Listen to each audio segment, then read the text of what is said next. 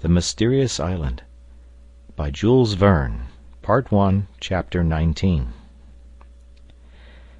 The next day, the 22nd of May, the arrangement of their new dwelling was commenced. In fact, the settlers longed to exchange the insufficient shelter of the chimneys for this large and healthy retreat in the midst of solid rock, and sheltered from the water both of the sea and sky.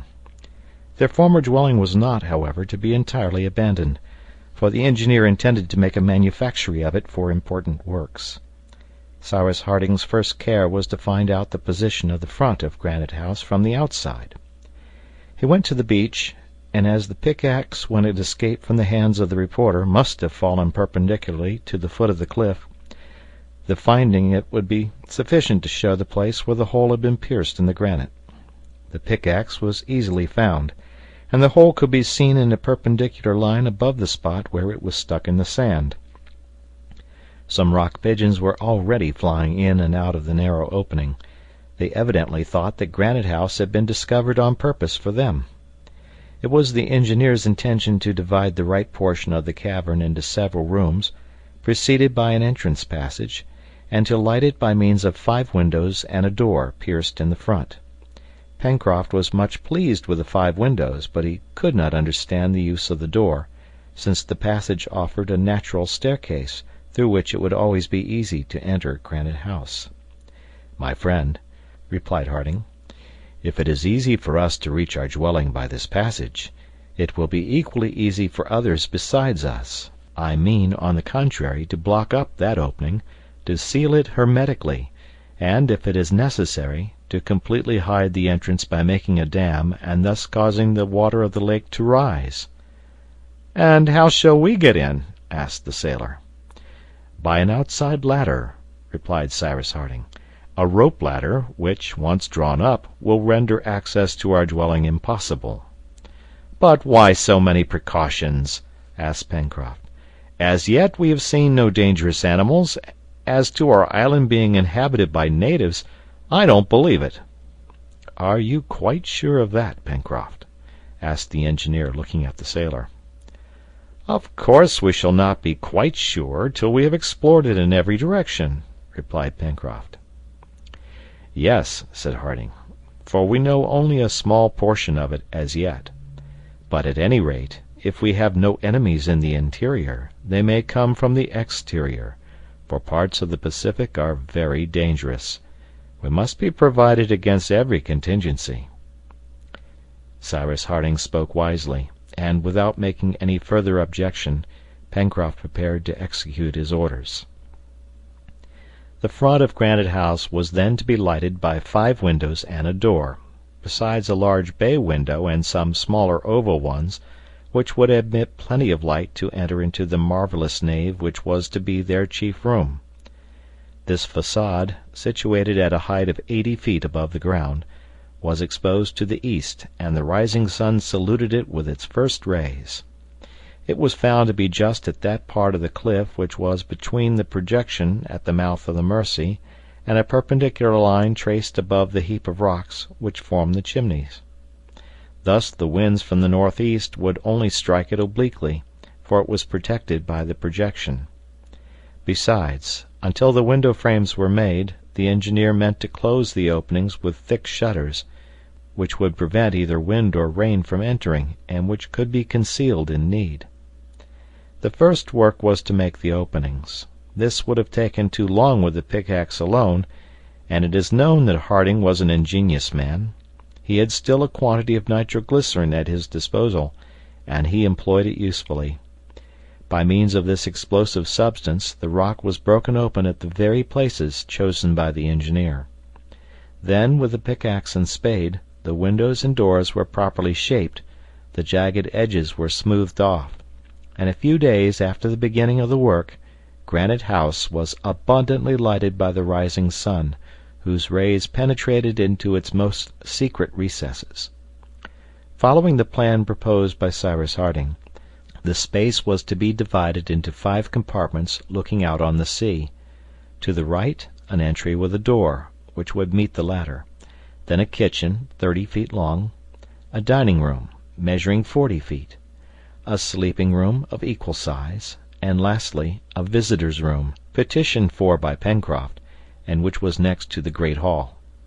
These rooms, or rather this suite of rooms, would not occupy all the depth of the cave. There would be also a corridor and a storehouse, in which their tools, provisions, and stores would be kept. All the productions of the island, the flora as well as the fauna, were to be there in the best possible state of preservation, and completely sheltered from the damp. There was no want of space, so that each object could be methodically arranged. Besides, the colonists had still at their disposal the little grotto above the great cavern, which was like the garret of the new dwelling. This plan settled, it had only to be put into execution. The miners became brickmakers again. Then the bricks were brought to the foot of Granite House. Till then Harding and his companions had only entered the cavern by the long passage. This mode of communication obliged them first to climb Prospect Heights, making a detour by the river's bank, and then to descend 200 feet through the passage, having to climb as far when they wished to return to the plateau. This was a great loss of time, and was also very fatiguing. Cyrus Harding, therefore, resolved to proceed without any further delay to the fabrication of a strong rope ladder, which, once raised, would render Granite House completely inaccessible. This ladder was manufactured with extreme care, and its uprights, formed of the twisted fibers of a species of cane, had the strength of a thick cable. As to the rounds, they were made of a sort of red cedar, with light, strong branches, and this apparatus was wrought by the masterly hand of Pencroft. Other ropes were made with vegetable fibers, and a sort of crane with a tackle was fixed at the door. In this way bricks could easily be raised into Granite House. The transport of the materials being thus simplified, the arrangement of the interior could begin immediately. There was no want of lime, and some thousands of bricks were there ready to be used. The framework of the partitions was soon raised, very roughly at first, and in a short time the cave was divided into rooms and storehouses, according to the plan agreed upon. These different works progressed rapidly under the direction of the engineer, who himself handled the hammer and the trowel. No labor came amiss to Cyrus Harding, who thus set an example to his intelligent and zealous companions. They worked with confidence, even gaily, Pencroft always having some joke to crack, sometimes carpenter, sometimes rope maker, sometimes mason, while he communicated his good humor to all the members of their little world. His faith in the engineer was complete. Nothing could disturb it. He believed him capable of undertaking anything and succeeding in everything. The question of boots and clothes, assuredly a serious question, that of light during the winter months, utilizing the fertile parts of the island, transforming the wild flora into cultivated flora, it all appeared easy to him. Cyrus Harding helping, everything would be done in time. He dreamed of canals facilitating the transport of the riches of the ground, workings of quarries and mines, machines for every industrial manufacture, railroads, yes, railroads, of which a network would certainly one day cover Lincoln Island. The engineer let Pencroft talk. He did not put down the aspirations of this brave heart. He knew how communicable confidence is. He even smiled to hear him speak, and said nothing of the uneasiness for the future which he felt. In fact, in that part of the Pacific, out of the course of vessels, it was to be feared that no help would ever come to them. It was on themselves alone, that the settlers must depend, for the distance of Lincoln Island from all other land was such that to hazard themselves in a boat, of a necessarily inferior construction, would be a serious and perilous thing. But, as the sailor said, they quite took the wind out of the sails of the Robinsons, for whom everything was done by a miracle. In fact, they were energetic. An energetic man will succeed where an indolent one would vegetate and inevitably perish. Herbert distinguished himself in these works. He was intelligent and active. Understanding quickly, he performed well, and Cyrus Harding became more and more attached to the boy. Herbert had a lively and reverent love for the engineer. Pencroft saw the close sympathy which existed between the two, but he was not in the least jealous. Neb was Neb. He was what he would be always: courage, zeal, devotion, self-denial personified. He had the same faith in his master that Pencroft had, but he showed it less vehemently. When the sailor was enthusiastic, Neb always looked as if he would say, "Nothing could be more natural." Pencroft and he were great friends. As to Gideon Spilett, he took part in the common work, and was not less skilful in it than his companions, which always rather astonished the sailor. A journalist, clever, not only in understanding, but in performing everything. The ladder was finally fixed on the 28th of May. There was not less than 100 rounds in this perpendicular height of 80 feet. Harding had been able, fortunately, to divide it in 2 parts, profiting by an overhanging of the cliff which made a projection 40 feet above the ground. This projection, carefully leveled by the pickaxe, made a sort of platform, to which they fixed the first ladder, of which the oscillation was thus diminished 1/2, and a rope permitted it to be raised to the level of Granite House.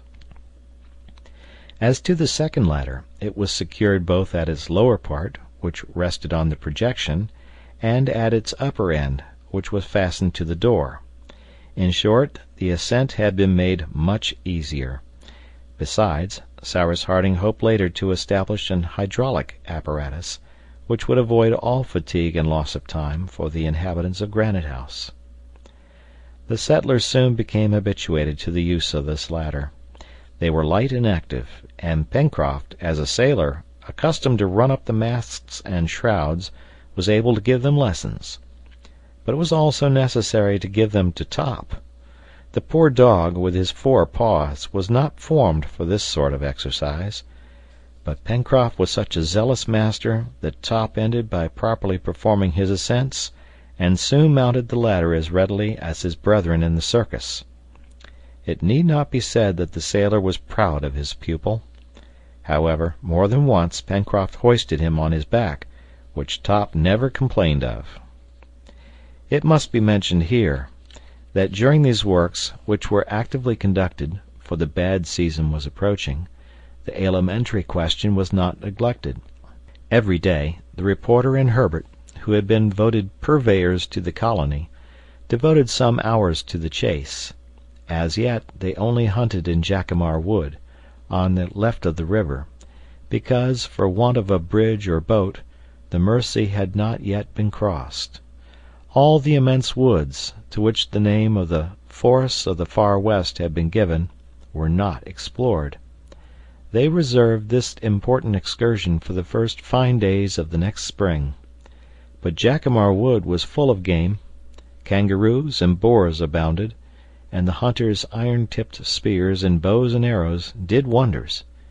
Besides, Herbert discovered toward the southwest point of the lagoon a natural warren, a slightly damp meadow covered with willows and aromatic herbs which scented the air, such as thyme, basil, savory, all the sweet-scented species of the labiated plants, which the rabbits appeared to be particularly fond of.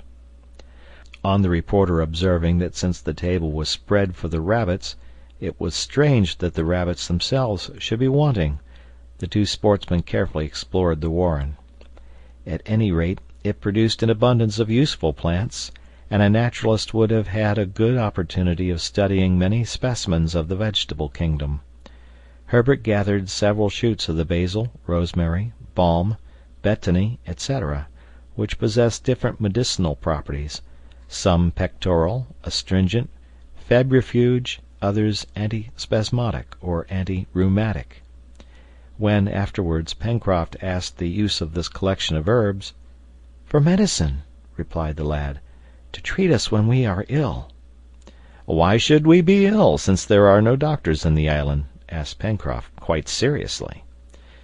There was no reply to be made to that, but the lad went on with his collection all the same, and it was well received at Granite House. Besides these medicinal herbs, He added a plant known in North America as Oswego tea, which made an excellent beverage. At last, by searching thoroughly, the hunters arrived at the real site of the warren. There the ground was perforated like a sieve. "Here are the burrows!" cried Herbert. "Yes," replied the reporter, "so I see." "But are they inhabited?" "That is the question."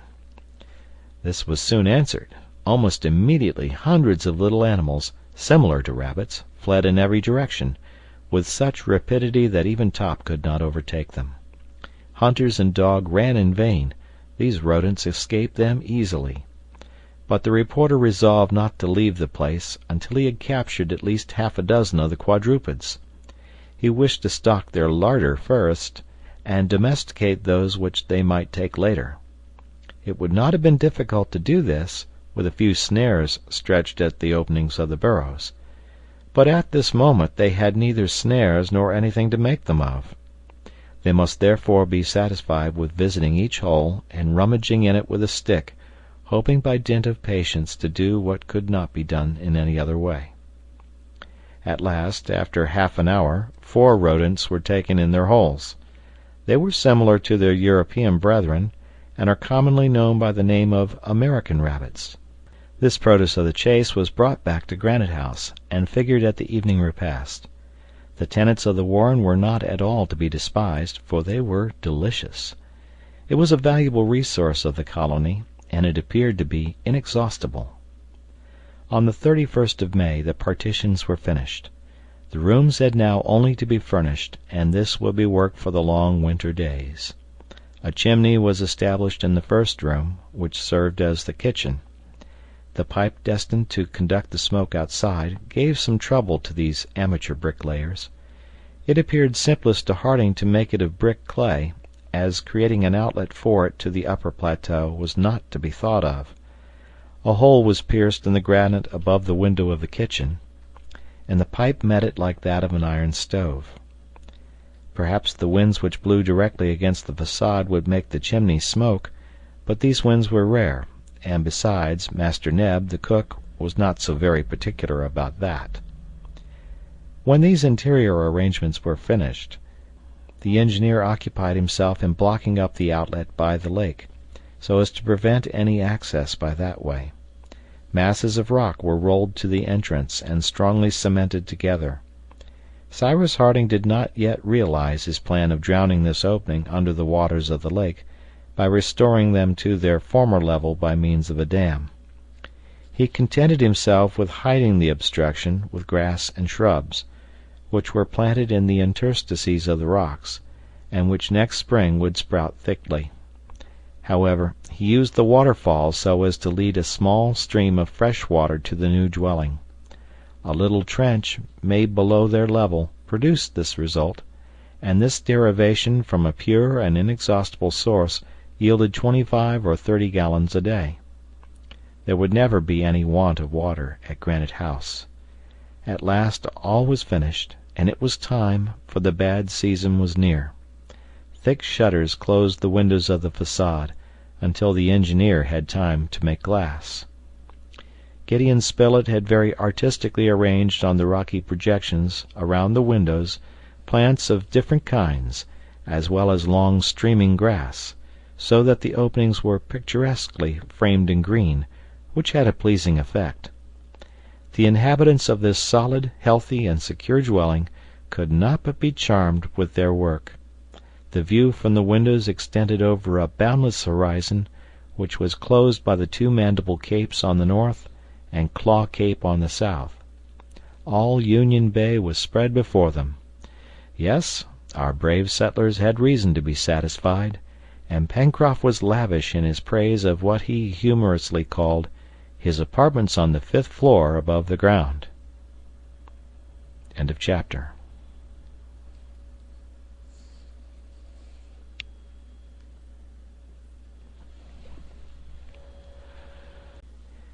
The Mysterious Island by Jules Verne.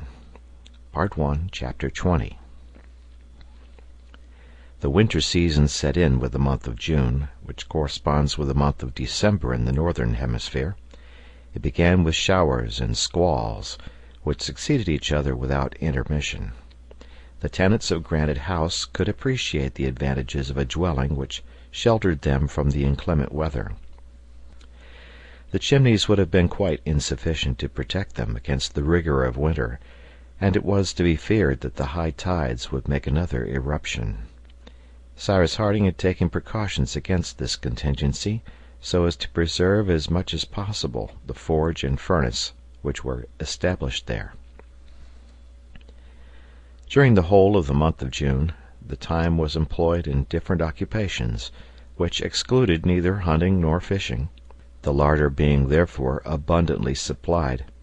Pencroft, so soon as he had leisure, proposed to set some traps, from which he expected great results.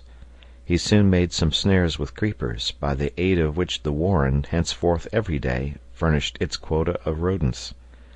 Neb employed nearly all his time in salting or smoking meat, which ensured their always having plenty of provisions. The question of clothes was now seriously discussed, the settlers having no other garments than those they wore when the balloon threw them on the island. These clothes were warm and good. They had taken great care of them as well as of their linen, and they were perfectly whole, but they would soon need to be replaced. Moreover, if the winter was severe, the settlers would suffer greatly from cold. On this subject the ingenuity of Harding was at fault. They must provide for their most pressing wants, settle their dwelling, and lay in a store of food. Thus the cold might come upon them before the question of clothes had been settled. They must therefore make up their minds to pass this first winter without additional clothing. When the fine season came round again, they would regularly hunt those musmons which had been seen on the expedition to Mount Franklin, and the wool once collected, the engineer would know how to make it into strong, warm stuff. How? He would consider. "Well, we are free to roast ourselves at Granite House," said Pencroft. "There are heaps of fuel, and no reason for sparing it." "Besides," added Gideon Spilett, "Lincoln Island is not situated under a very high latitude, and probably the winters here are not severe. Did you not say, Cyrus, that this 35th parallel corresponded to that of Spain in the other hemisphere?" "Doubtless," replied the engineer, "but some winters in Spain are very cold. No want of snow and ice, and perhaps Lincoln Island is just as rigorously tried. However, it is an island, and as such I hope that the temperature will be more moderate." "Why, Captain?" asked Herbert. "Because the sea, my boy, may be considered as an immense reservoir, in which is stored the heat of the summer. When winter comes, it restores this heat, which ensures for the regions near the ocean a medium temperature, less high in summer, but less low in winter." "We shall prove that," replied Pencroft, "but I don't want to bother myself about whether it will be cold or not. One thing is certain, that is that the days are already short, and the evenings long. Suppose we talk about the question of light." "Nothing is easier," replied Harding. "To talk about?" asked the sailor. "To settle." "And when shall we begin?" "Tomorrow, by having a seal hunt." "To make candles?" "Yes." Such was the engineer's project, and it was quite feasible, since he had lime and sulphuric acid, while the amphibians of the islet would furnish the fat necessary for the manufacture. They were now at the 4th of June. It was Whit Sunday, and they agreed to observe this feast. All work was suspended, and prayers were offered to heaven. But these prayers were now thanksgivings. The settlers in Lincoln Island were no longer the miserable castaways thrown on the islet. They asked for nothing more. They gave thanks. The next day, the 5th of June, in rather uncertain weather, they set out for the islet. They had to profit by the low tide to cross the channel, and it was agreed that they would construct for this purpose, as well as they could, a boat which should render communication so much easier, and would also permit them to ascend the Mersey at the time of their grand exploration of the southwest of the island, which was put off till the first fine days. The seals were numerous, and the hunters, armed with their iron-tipped spears, easily killed half a dozen. Neb and Pencroft skinned them, and only brought back to Granite House their fat and skin, this skin being intended for the manufacture of boots. The result of the hunt was this: nearly 300 pounds of fat, all to be employed in the fabrication of candles. The operation was extremely simple, and if it did not yield absolutely perfect results, they were at least very useful. Cyrus Harding would only have at his disposal sulfuric acid, but by heating this acid with the neutral fatty bodies, he could separate the glycerin. Then, from this new combination, he easily separated the olein, the margarine, and the stearin, by employing boiling water. But to simplify the operation, he preferred to saponify the fat by means of lime. By this he obtained a calcareous soap, easy to decompose by sulfuric acid, which precipitated the lime into the state of sulfate and liberated the fatty acids. From these three acids, oleic, margaric, and stearic, the first, being liquid, was driven out by a sufficient pressure. As to the two others, they formed the very substance of which the candles were to be molded. This operation did not last more than 24 hours. The wicks, after several trials, were made of vegetable fibers, and dipped in the liquefied substance, they formed regular stearic candles, molded by the hand, which only wanted whiteness and polish. They would not doubtless have the advantage of the wicks, which are impregnated with boracic acid, and which vitrify as they burn and are entirely consumed, but Cyrus Harding having manufactured a beautiful pair of snuffers, these candles would be greatly appreciated during the long evenings in Granite House. During this month there was no want of work in the interior of their new dwelling. The joiners had plenty to do. They improved their tools, which were very rough, and added others also. Scissors were made among other things, and the settlers were at last able to cut their hair, and also to shave, or at least trim their beards. Herbert had none, Neb but little, but their companions were bristling in a way which justified the making of the said scissors. The manufacture of a handsaw cost infinite trouble, but at last an instrument was obtained which, when vigorously handled, could divide the ligneous fibers of the wood. They then made tables, seats, cupboards, to furnish the principal rooms, and bedsteads, of which all the bedding consisted of grass mattresses. The kitchen, with its shelves, on which rested the cooking utensils, its brick stove, looked very well, and Neb worked away there as earnestly as if he was in a chemist's laboratory. But the joiners had soon to be replaced by carpenters. In fact, the waterfall created by the explosion rendered the construction of two bridges necessary, one on Prospect Heights, the other on the shore. Now the plateau and the shore were transversely divided by a watercourse, which had to be crossed to reach the northern part of the island. To avoid it, the colonists had been obliged to make a considerable detour, by climbing up to the source of the Red Creek. The simplest thing was to establish on the plateau and on the shore two bridges from 20 to 25 feet in length. All the carpenter's work that was needed was to clear some trees of their branches. This was a business of some days. Directly the bridges were established, Neb and Pencroft profited by them to go to the oyster bed which had been discovered near the downs. They dragged with them a sort of rough cart, which replaced the former inconvenient hurdle, and brought back some thousands of oysters, which soon increased among the rocks and formed a bed at the mouth of the Mercy. These mollusks were of excellent quality, and the colonists consumed some daily. It has been seen that Lincoln Island, although its inhabitants had as yet only explored a small portion of it, already contributed to almost all their wants. It was probable that if they hunted into its most secret recesses, in all the wooded part between the Mercy and Reptile Point, they would find new treasures. The settlers in Lincoln Island had still one privation. There was no want of meat, nor of vegetable products.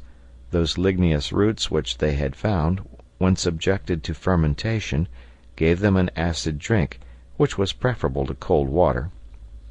They also made sugar, without canes or beet roots, by collecting the liquor which distills from the Acer saccharinum, a sort of maple tree, which flourishes in all the temperate zones, and of which the island possessed a great number.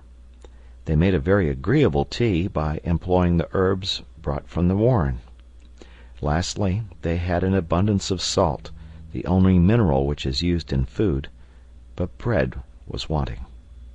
Perhaps in time the settlers could replace this want by some equivalent.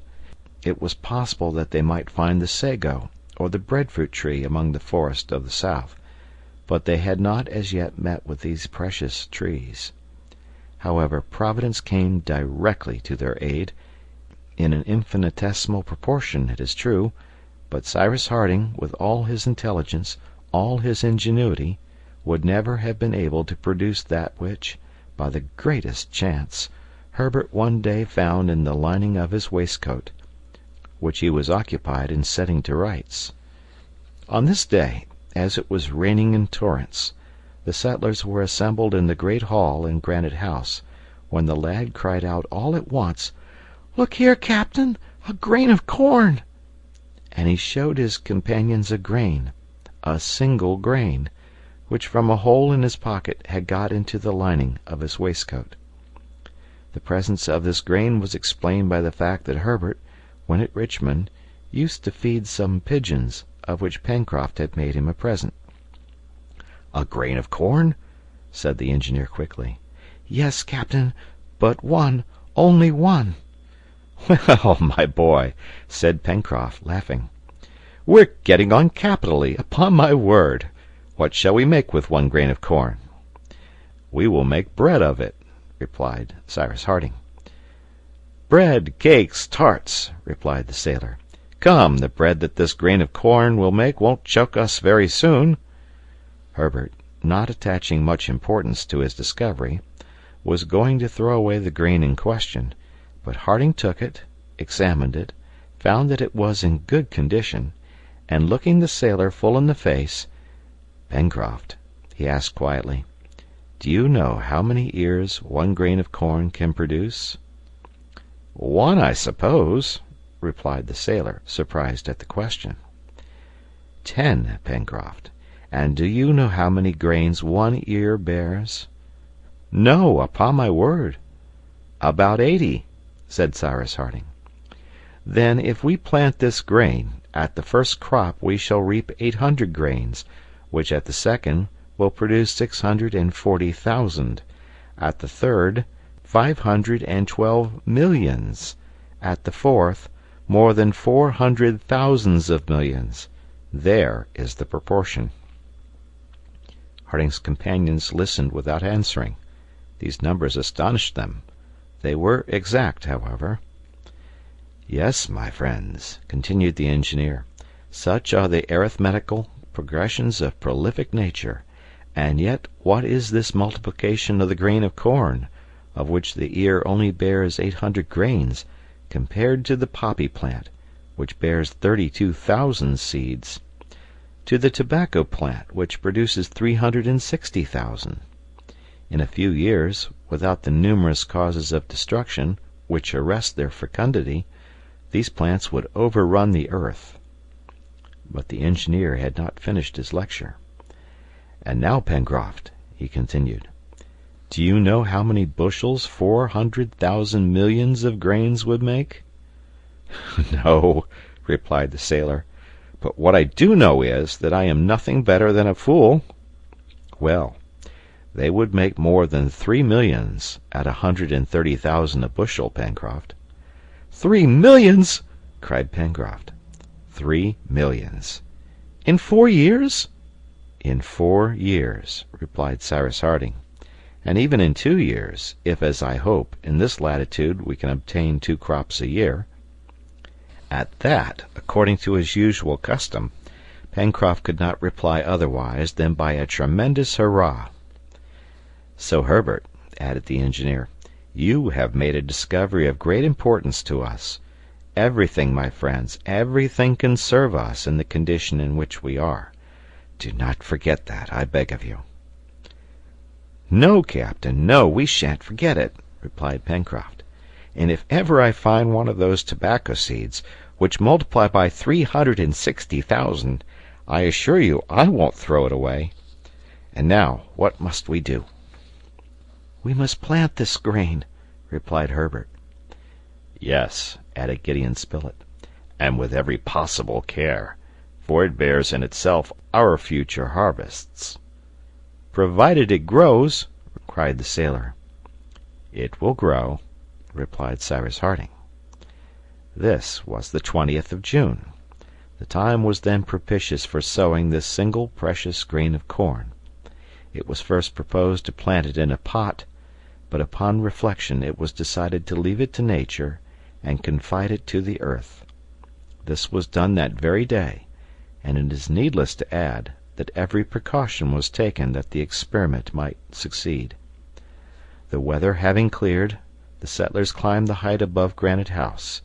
There on the plateau they chose a spot, well sheltered from the wind and exposed to all the heat of the midday sun.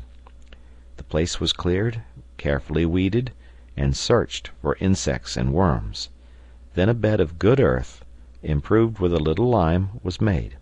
It was surrounded by a railing, and the grain was buried in the damp earth.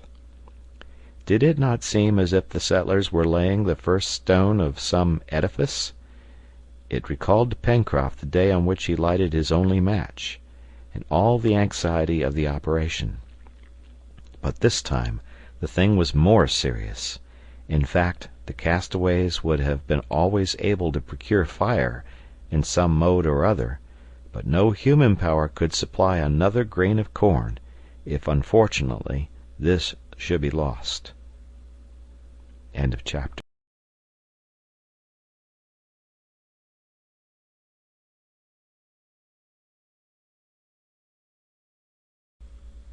The Mysterious Island by Jules Verne, Part 1, Chapter 21. From this time Pencroft did not let a single day pass without going to visit what he gravely called his cornfield, and woe to the insects which dared to venture there, no mercy was shown them.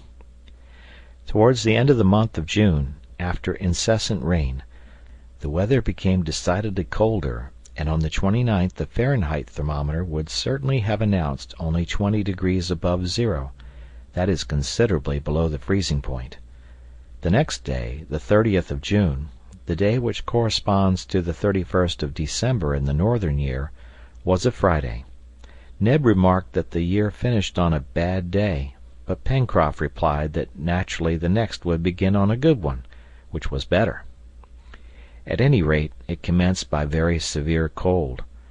Ice accumulated at the mouth of the Mersey, and it was not long before the whole expanse of the lake was frozen.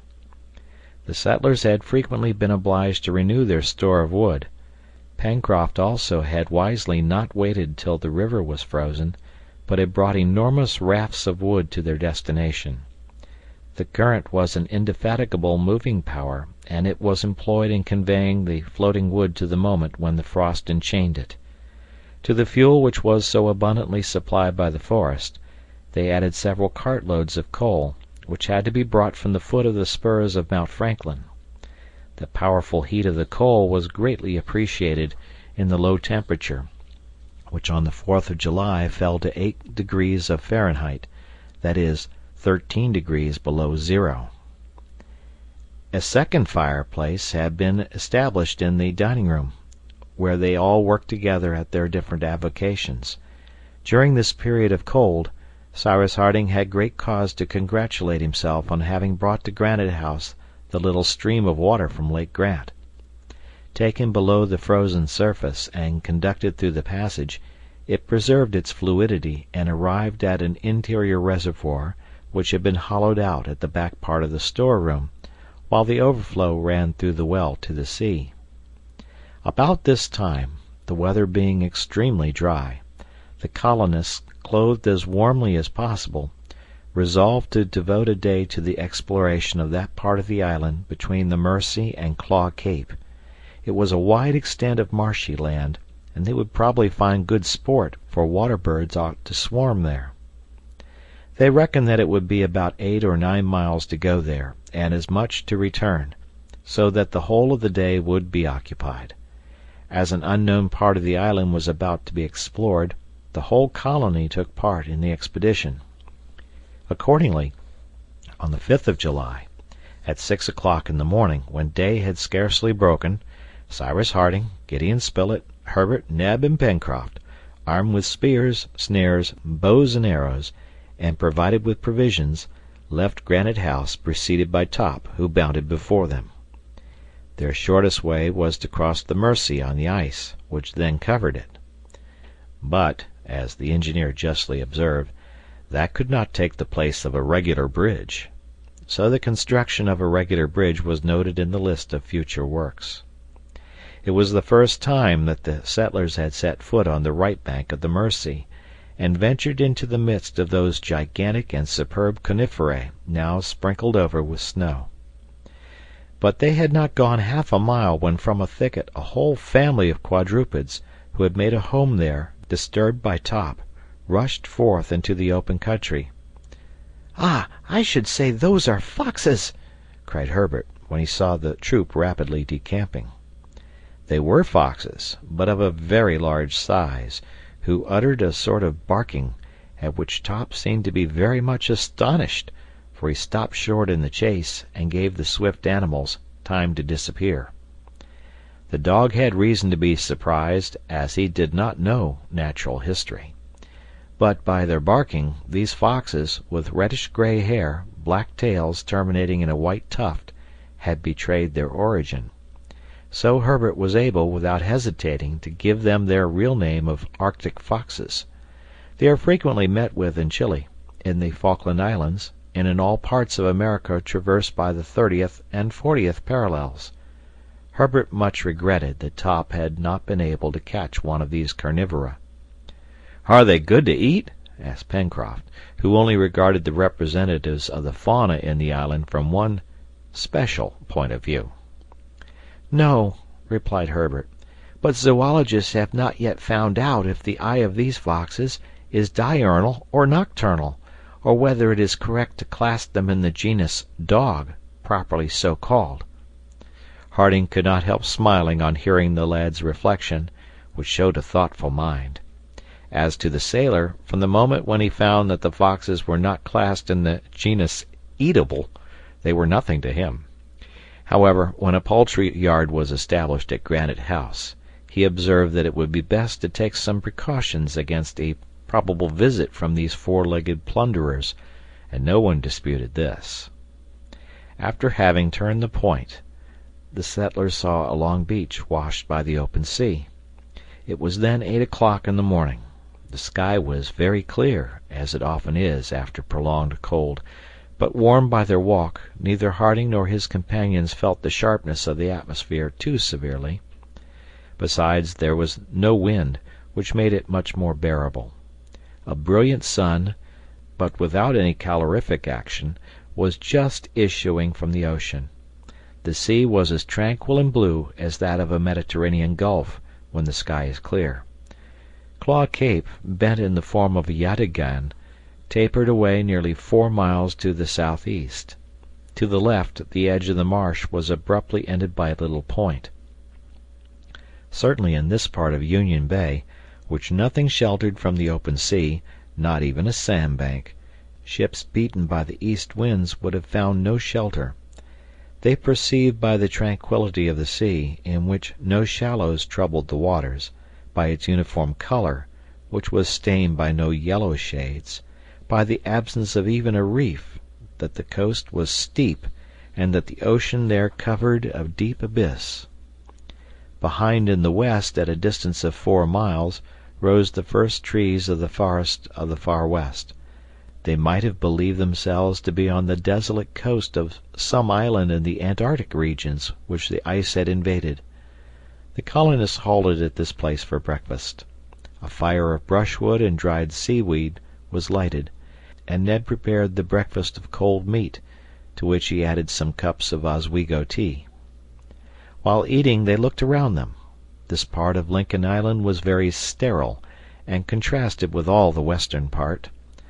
The reporter was thus led to observe that if chance had thrown them at first on the shore, they would have had but a deplorable idea of their future domain. "I believe that we should not have been able to reach it," replied the engineer, "for the sea is deep, and there is not a rock on which we could have taken refuge.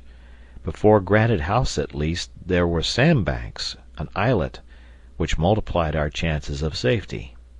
Here, nothing but the depths." "It is singular enough," remarked Spilett, "that this comparatively small island should present such varied ground. This diversity of aspect, logically, only belongs to continents of a certain extent. One would really say that the western part of Lincoln Island, so rich and so fertile, is washed by the warm waters of the Gulf of Mexico, and that its shores to the north and the southeast extend over a sort of Arctic Sea." "You are right, my dear Spilett," replied Cyrus Harding. "I have also observed this. I think the form and also the nature of this island strange. It is a summary of all the aspects which a continent presents, and I should not be surprised if it was a continent formerly." "What! A continent in the middle of the Pacific?" cried Pencroft. "Why not?" replied Cyrus Harding. "Why should not Australia, New Ireland, Australasia, united to the archipelagos of the Pacific, have once formed a sixth part of the world, as important as Europe or Asia, as Africa or the two Americas? To my mind it is quite possible that all these islands, emerging from this vast ocean, are but the summits of a continent now submerged, but which was above the waters at a prehistoric period." "As the Atlantis was formerly," replied Herbert. "Yes, my boy, if, however, it existed." "And would Lincoln Island have been a part of that continent?" asked Pencroft. "It is probable," replied Cyrus Harding, "and that would sufficiently explain the variety of productions which are seen on its surface." "And the great number of animals which still inhabit it," added Herbert. "Yes, my boy," replied the engineer, "and you furnish me with an argument to support my theory. It is certain, after what we have seen, that animals are numerous in this island, and what is more strange, that the species are extremely varied. There is a reason for that, and to me it is that Lincoln Island may have formerly been a part of some vast continent which has gradually sunk below the Pacific." "Then some fine day," said Pencroft, who did not appear to be entirely convinced, "the rest of this ancient continent may disappear in its turn, and there will be nothing between America and Asia." "Yes," replied Harding, "there will be new continents which millions and millions of animalculae are building at this moment." "And what are these masons?" asked Pencroft. "Coral insects," replied Cyrus Harding. "By constant work they made the island of Clermont-Tonnerre, and numerous other coral islands in the Pacific Ocean.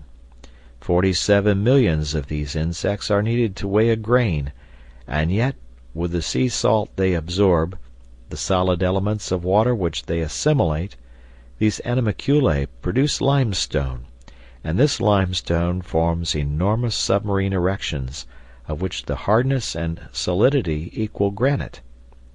Formerly, at the first periods of creation, Nature, employing fire, heaved up the land, but now she entrusts to these microscopic creatures the task of replacing this agent, of which the dynamic power in the interior of the globe has evidently diminished, which is proved by the number of volcanoes on the surface of the earth, now actually extinct.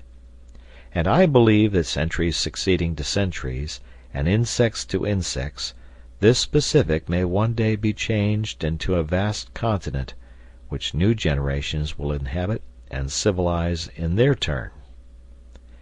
"That will take a long time," said Pencroft.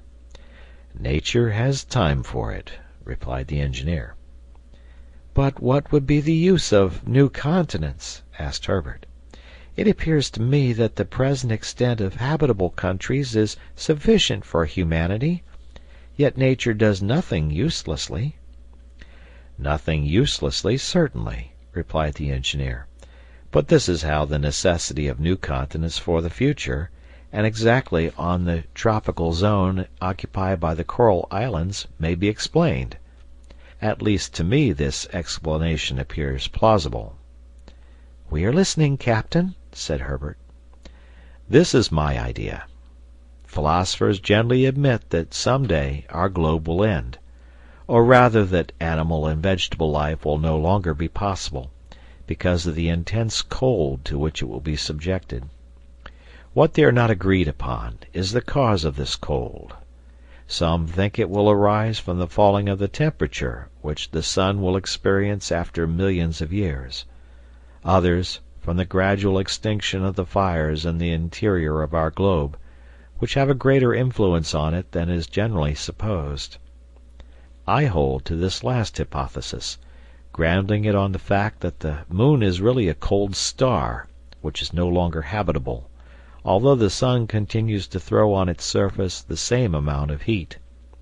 If, then, the moon has become cold, it is because the interior fires to which, as do all the stars of the stellar world, it owes its origin, are completely extinct. Lastly, whatever may be the cause, our globe will become cold some day, but this cold will only operate gradually. What will happen then? The temperate zones, at a more or less distant period, will not be more habitable than the polar regions now are. Then the population of men, as well as the animals, will flow towards the latitudes which are more directly under the solar influence. An immense emigration will take place. Europe, Central Asia, North America, will gradually be abandoned, as well as Australasia and the lower parts of South America. The vegetation will follow the human emigration. The flora will retreat towards the equator at the same time as the fauna. The central parts of South America and Africa will be the continents chiefly inhabited. The Laplanders and the Samoids will find the climate of the polar regions on the shores of the Mediterranean. Who can say that at this period the equatorial regions will not be too small to contain and nourish terrestrial humanity? Now, may not provident nature, so as to give refuge to all the vegetable and animal emigration, be at present laying the foundation of a new continent under the equator, and may she not have entrusted these insects with the construction of it? I have often thought of all these things, my friends, and I seriously believe that the aspect of our globe will some day be completely changed, that by the raising of new continents the sea will cover the old, and that, in future ages, a Columbus will go to discover the islands of Chimborazo, of the Himalayas, or of Mont Blanc, remains of a submerged America, Asia, and Europe. Then these new continents will become in their turn uninhabitable. Heat will die away, as does the heat from a body when the soul has left it, and life will disappear from the globe, if not forever, at least for a period. Perhaps then our spheroid will rest, will be left to death, to revive some day under superior conditions. But all that, my friends, is the secret of the author of all things, and beginning by the work of the insects, I have perhaps let myself be carried too far in investigating the secrets of the future. "My dear Cyrus," replied Spilett, "these theories are prophecies to me, and they will be accomplished some day." "That is the secret of God," said the engineer. "All that is well and good," then said Pencroft, who had listened with all his might, "But will you tell me, Captain, if Lincoln Island has been made by your insects?" "No," replied Harding. "It is of a purely volcanic origin." "Then it will disappear some day?" "That is probable." "I hope we won't be here then." "No, Don't be uneasy, Pencroft. We shall not be here then, as we have no wish to die here, and hope to get away some time." "In the meantime," replied Gideon Spilett, "let us establish ourselves here as if forever. There is no use in doing things by halves." This ended the conversation. Breakfast was finished, the exploration was continued, and the settlers arrived at the border of the marshy region. It was a marsh of which the extent to the rounded coast which terminated the island at the southeast was about 20 square miles. The soil was formed of clayey flint earth, mingled with vegetable matter, such as the remains of rushes, reeds, grass, etc. Here and there beds of grass, thick as a carpet, covered it. In many places icy pools sparkled in the sun. Neither rain nor any river, increased by a sudden swelling, could supply these ponds. They therefore naturally concluded that the marsh was fed by the infiltrations of the soil, and it was really so. It was also to be feared that during the heat miasmas would arise, which might produce fevers. Above the aquatic plants, on the surface of the stagnant water, fluttered numbers of birds. Wild duck, teal, snipe lived there in flocks, and those fearless birds allowed themselves to be easily approached. One shot from a gun would certainly have brought down some dozen of the birds, they were so close together. The explorers were, however, obliged to content themselves with bows and arrows. The result was less, but the silent arrow had the advantage of not frightening the birds, while the noise of firearms would have dispersed them to all parts of the marsh. The hunters were satisfied for this time with a dozen ducks, which had white bodies with a band of cinnamon, a green head, wings black, white, and red, and flattened beak. Herbert called them tadorns. Top helped in the capture of these birds, whose name was given to this marshy part of the island. The settlers had here an abundant reserve of aquatic game. At some future time they meant to explore it more carefully, and it was probable that some of the birds there might be domesticated, or at least brought to the shores of the lake, so that they would be more within their reach. About 5 o'clock in the evening, Cyrus Harding and his companions retraced their steps to their dwelling by traversing Tadorn's fens, and crossed the Mersey on the ice bridge. At 8 in the evening they all entered Granite House. End of chapter.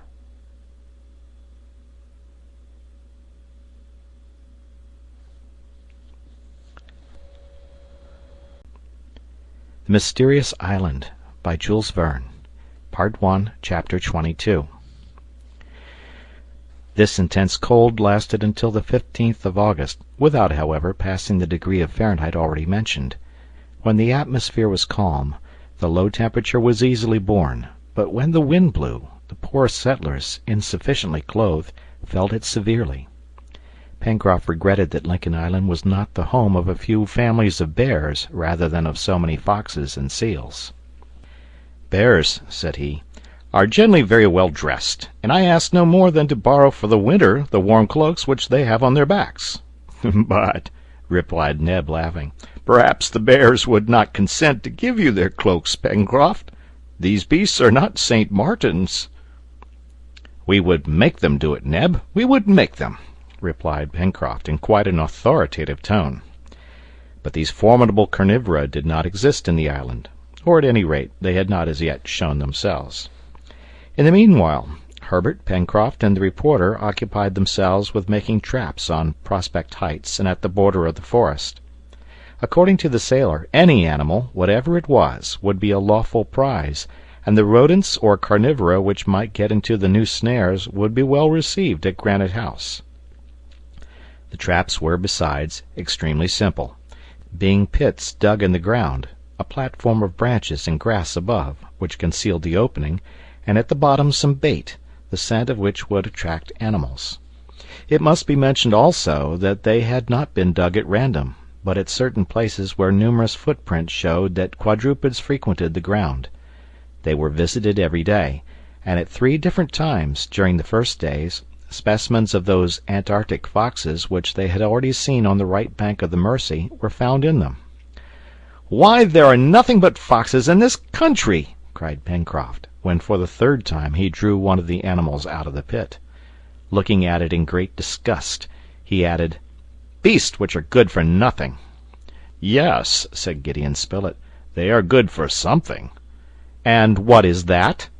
"To make bait to attract other creatures." The reporter was right, and the traps were henceforward baited with the fox's carcasses. The sailor had also made snares from the long tough fibers of a certain plant, and they were even more successful than the traps. Rarely a day passed without some rabbits from the warren being caught. It was always rabbit, but Neb knew how to vary his sauces, and the settlers did not think of complaining. However, once or twice in the second week of August, the traps supplied the hunters with other animals more useful than foxes, namely, several of those small wild boars which had already been seen to the north of the lake. Pencroft had no need to ask if these beasts were eatable. He could see that by their resemblance to the pig of America and Europe. "But these are not pigs," said Herbert to him. "I warn you of that, Pencroft." "My boy," replied the sailor, bending over the trap and drawing out one of those representatives of the family of Sus by the little appendage which served it as a tail, "let me believe that these are pigs." "Why?" "Because that pleases me." "Are you very fond of pig, then, Pencroft?" "I am very fond of pig," replied the sailor, "particularly of its feet, and if it had 8 instead of 4 I should like it twice as much." As to the animals in question, they were peccaries belonging to one of the 4 species which are included in the family, and they were also of the species of tajacu, recognizable by their deep color and the absence of those long teeth with which the mouths of their congeners are armed. These peccaries generally live in herds, and it was probable that they abounded in the woody parts of the island. At any rate, they were eatable from head to foot, and Pencroft did not ask more from them. Towards the 15th of August, the state of the atmosphere was suddenly moderated by the wind shifting to the northwest. The temperature rose 7 degrees, and the accumulated vapor in the air was not long in resolving into snow. All the island was covered with a sheet of white, and showed itself to its inhabitants under a new aspect. The snow fell abundantly for several days, and it soon reached a thickness of 2 feet. The wind also blew with great violence, and at the height of Granite House the sea could be heard thundering against the reefs. In some places the wind, eddying around the corners, formed the snow into tall whirling columns, resembling those waterspouts which turn round on their base, and which vessels attack with a shot from a gun. However, the storm, coming from the northwest, blew across the island, and the position of Granite House preserved it from a direct attack. But in the midst of this snowstorm, as terrible as if it had been produced in some polar country, neither Cyrus Harding nor his companions could, notwithstanding their wish for it, venture forth, and they remained shut up for 5 days, from the 20th to the 25th of August. They could hear the tempest raging in the Jacamar woods, which would surely suffer from it. Many of the trees would no doubt be torn up by the roots, but Pencroft consoled himself by thinking that he would not have the trouble of cutting them down. "The wind is turning woodman, let it alone," he repeated. Besides, there was no way of stopping it, if they had wished to do so. How grateful the inhabitants of Granite House then were to heaven for having prepared for them this solid and immovable retreat! Cyrus Harding had also his legitimate share of thanks, but, after all, it was nature who had hollowed out this vast cavern, and he had only discovered it. They all were in safety, and the tempest could not reach them. If they had constructed a house of bricks and wood on Prospect Heights, it certainly would not have resisted the fury of this storm. As to the chimneys, it must have been absolutely uninhabitable, for the sea, passing over the islet, would beat furiously against it. But here, in Granite House, in the middle of a solid mass, over which neither the sea nor air had any influence, there was nothing to fear. During these days of seclusion the sailors did not remain inactive. There was no want of wood, cut up into planks, in the storeroom, and little by little they completed their furnishing, constructing the most solid of tables and chairs, for material was not spared. Neb and Pencroft were very proud of this rather heavy furniture, which they would not have changed on any account. Then the carpenters became basket makers, and they did not succeed badly in this new manufacture. At the point of the lake which projected to the north, they had discovered an osier bed in which grew a large number of purple osiers. Before the rainy season, Pencroft and Herbert had cut down these useful shrubs, and their branches, well prepared, could now be effectively employed. The first attempts were somewhat crude, but in consequence of the cleverness and intelligence of the workmen, by consulting and recalling the models which they had seen, and by emulating each other, the possessions of the colony were soon increased by several baskets of different sizes. The storeroom was provided with them, and in special baskets Ned placed his collections of rhizomes, stone pine almonds, etc. During the last week of the month of August the weather moderated again. The temperature fell a little, and the tempest abated. The colonists sallied out directly. There was certainly 2 feet of snow on the shore, but they were able to walk without much difficulty on the hardened surface. Cyrus Harding and his companions climbed Prospect Heights. What a change! The woods, which they had left green, especially in the part at which the firs predominated, had disappeared under a uniform color. All was white from the summit of Mount Franklin to the shore, the forest, the plains, the lake, the river. The waters of the Mersey flowed under a roof of ice, which at each rising and ebbing of the tide broke up with loud crashes. Numerous birds fluttered over the frozen surface of the lake. Ducks and snipe, teal and guillemot were assembled in thousands. The rocks among which the cascade flowed were bristling with icicles. One might have said that the water escaped by a monstrous gargoyle, shaped with all the imagination of an artist of the Renaissance. As to the damage caused by the storm in the forest, that could not as yet be ascertained. They would have to wait till the snowy covering was dissipated. Gideon Spilett, Pencroft, and Herbert did not miss this opportunity of going to visit their traps. They did not find them easily under the snow with which they were covered. They had also to be careful not to fall into one or other of them, which would have been both dangerous and humiliating, to be taken in their own snares. But happily they avoided this unpleasantness, and found their traps perfectly intact. No animal had fallen into them, and yet the footprints in the neighborhood were very numerous, among others, certain very clear marks of claws. Herbert did not hesitate to affirm that some animal of the feline species had passed there, which justified the engineer's opinion that dangerous beasts existed in Lincoln Island. These animals doubtless generally lived in the forests of the far west, but, pressed by hunger, they had ventured as far as Prospect Heights. Perhaps they had smelled out the inhabitants of Granite House. "Now, what are these feline creatures?" asked Pencroft. "They are tigers," replied Herbert. "I thought those beasts were only found in hot countries?" "On the new continent," replied the lad, "they are found from Mexico to the pampas of Buenos Aires. Now, as Lincoln Island is nearly under the same latitude as the provinces of La Plata, it is not surprising that tigers are to be met with in it." "Well, we must look out for them," replied Pencroft. However, the snow soon disappeared, quickly dissolving under the influence of the rising temperature. Rain fell, and the sheet of white soon vanished. Notwithstanding the bad weather, the settlers renewed their stores of different things: stone pine almonds, rhizomes, syrup from the maple tree, for the vegetable part, rabbits from the warren, agoutis, and kangaroos, for the animal part. This necessitated several excursions into the forest, and they found that a great number of trees had been blown down by the last hurricane. Pencroft and Neb also pushed with a cart as far as the vein of coal, and brought back several tons of fuel. They saw in passing that the pottery kiln had been severely damaged by the wind, at least 6 feet of it having been blown off.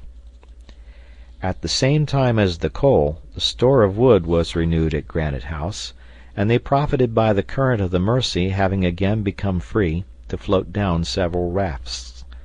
they could see that the cold period was not ended. A visit was also paid to the chimneys, and the settlers could not but congratulate themselves on not having been living there during the hurricane.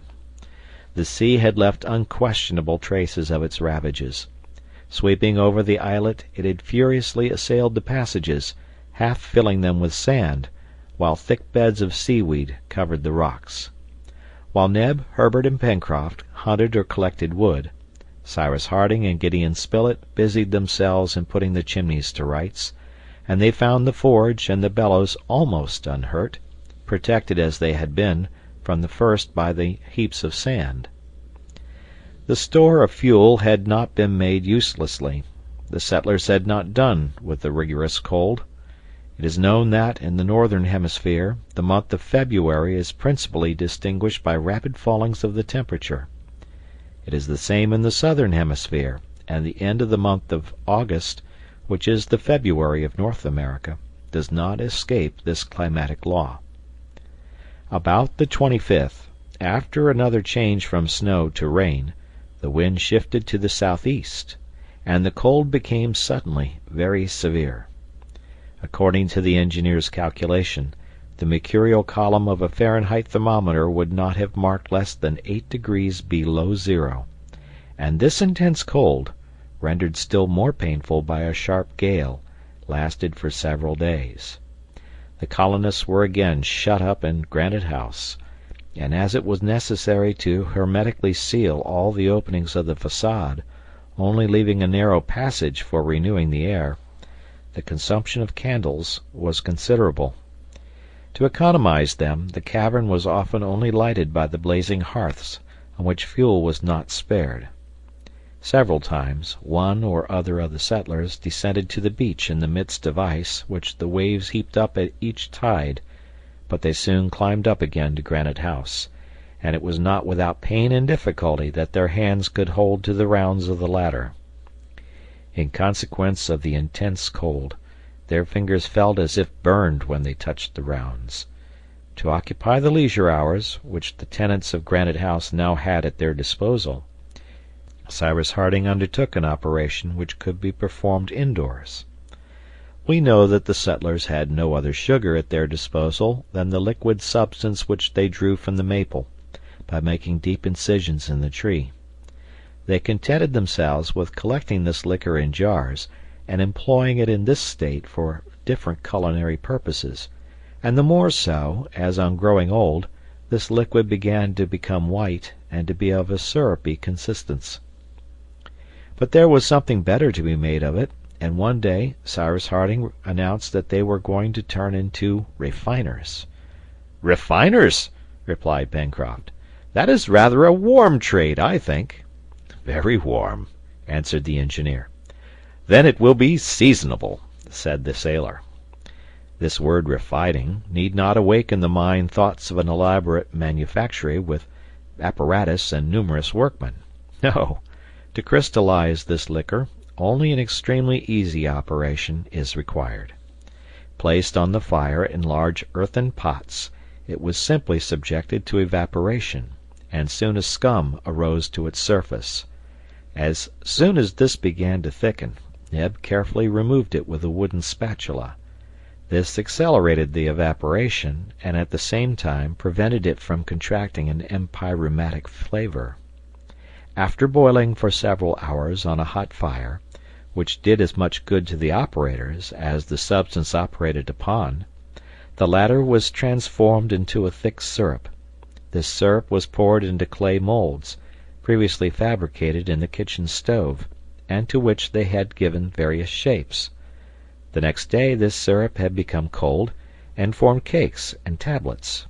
This was sugar of rather a reddish color, but nearly transparent, and of a delicious taste. The cold continued to the middle of September, and the prisoners in Granite House began to find their captivity rather tedious. Nearly every day they attempted sorties which they could not prolong. They constantly worked at the improvement of their dwelling. They talked while working. Harding instructed his companions in many things, principally explaining to them the practical applications of science. The colonists had no library at their disposal, but the engineer was a book which was always at hand, always open at the page which one wanted, a book which answered all their questions, and which they often consulted. The time thus passed away pleasantly, these brave men not appearing to have any fears for the future. However, all were anxious to see, if not the fine season, at least the cessation of the insupportable cold. If only they had been clothed in a way to meet it, how many excursions they would have attempted, either to the Downs or to Tadorn's Fens. Game would have been easily approached, and the chase would certainly have been most productive. But Cyrus Harding considered it of importance that no one should injure his health, for he had need of all his hands, and his advice was followed. But it must be said that the one who was most impatient of this imprisonment, after Pencroft perhaps, was Top. The faithful dog found Granite House very narrow. He ran backwards and forwards from one room to another, showing in his way how weary he was of being shut up. Harding often remarked that when he approached the dark well which communicated with the sea, and of which the orifice opened at the back of the storeroom, Top uttered singular growlings. He ran round and round this hole, which had been covered with a wooden lid. Sometimes he even tried to put his paws under the lid, as if he wished to raise it. He then yelped in a peculiar way, which showed at once anger and uneasiness. The engineer observed this maneuver several times. What could there be in this abyss to make such an impression on the intelligent animal? The well led to the sea, that was certain. Could narrow passages spread from it through the foundations of the island? Did some marine monster come from time to breathe at the bottom of this well? The engineer did not know what to think, and could not refrain from dreaming of many strange improbabilities.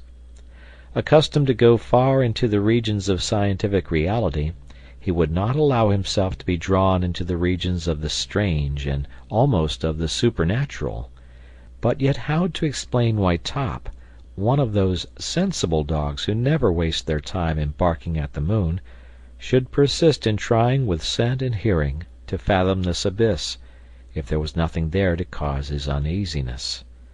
Top's conduct puzzled Cyrus Harding even more than he cared to acknowledge to himself.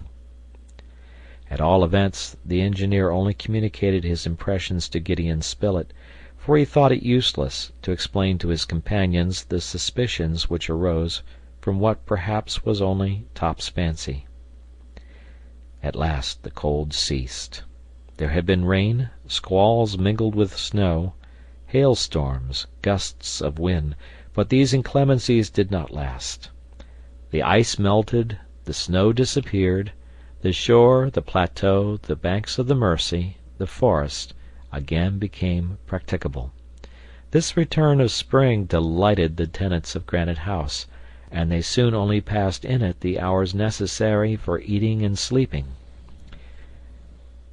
They hunted much in the second part of September, which led Pencroft to again entreat for the firearms, which he asserted had been promised by Cyrus Harding. The latter, knowing well that without special tools it would be nearly impossible for him to manufacture a gun which would be of any use, still drew back and put off the operation to some future time, observing in his usual dry way that Herbert and Spilett had become very skilful archers, so that many sorts of excellent animals, agoutis, kangaroos, capybaras, pigeons, bustards, wild ducks, snipes, in short, game both with fur and feathers, fell victims to their arrows, and that consequently they could wait. But the obstinate sailor would listen to nothing of this, and he would give the engineer no peace till he promised to satisfy his desire. Gideon Spilett, however, supported Pencroft. "If, which may be doubted," said he, "the island is inhabited by wild beasts, we must think how to fight with and exterminate them. A time may come when this will be our first duty." But at this period it was not the question of firearms which occupied Harding, but that of clothes. Those which the settlers wore had passed this winter, but they would not last till next winter. Skins of carnivora or the wool of ruminants must be procured at any price, and since there were plenty of musmons, it was agreed to consult on the means of forming a flock which might be brought up for the use of the colony. An enclosure for the domestic animals, a poultry yard for the birds, in a word, to establish a sort of farm in the island, such were the two important projects for the fine season. In consequence and in view of these future establishments, it became of much importance that they should penetrate into all the yet unknown parts of Lincoln Island, that is to say, through that thick forest which extended on the right bank of the Mersey, from its mouth to the extremity of the Serpentine Peninsula, as well as on the whole of its western side. But this needed settled weather, and a month must pass before this exploration could be profitably undertaken. They therefore waited with some impatience, when an incident occurred which increased the desire the settlers had to visit the whole of their domain. It was the 24th of October. On this day Pencroft had gone to visit his traps, which he always kept properly baited. In one of them he found 3 animals which would be very welcome for the larder. They were a female peccary and her 2 young ones. Pencroft then returned to Granite House, enchanted with his capture, and as usual he made a great show of his game. "Come, we shall have a grand feast, Captain," he exclaimed, "and you too, Mr. Spilett, you will eat some." "I shall be very happy," replied the reporter, "but what is it that I am going to eat?" "Suckling pig." "Oh, indeed, suckling pig, Pencroft. To hear you, I thought that you were bringing back a young partridge stuffed with truffles." "What!" cried Pencroft. "Do you mean to say that you turn up your nose at suckling pig?" "No," replied Gideon Spilett without showing any enthusiasm, "provided one doesn't eat too much." That's right," returned the sailor, who was not pleased whenever he heard his chase made light of. "You like to make objections. 7 months ago, when we landed on the island, you would have been only too glad to have met with such game." "Well, well," replied the reporter, "man is never perfect nor contented." "Now," said Pencroft, "I hope that Neb will distinguish himself. Look here, these 2 little peccaries are not more than 3 months old. They will be as tender as quails. Come along, Neb, come, I will look after the cooking myself." And the sailor, followed by Neb, entered the kitchen, where they were soon absorbed in their culinary labors. They were allowed to do it in their own way. Neb, therefore, prepared a magnificent repast: the 2 little peccaries, kangaroo soup, a smoked ham, stone pine almonds, Oswego tea, in fact all the best that they had, but among all the dishes figured in the first rank the savory peccaries. At 5 o'clock dinner was served in the dining room of Granite House.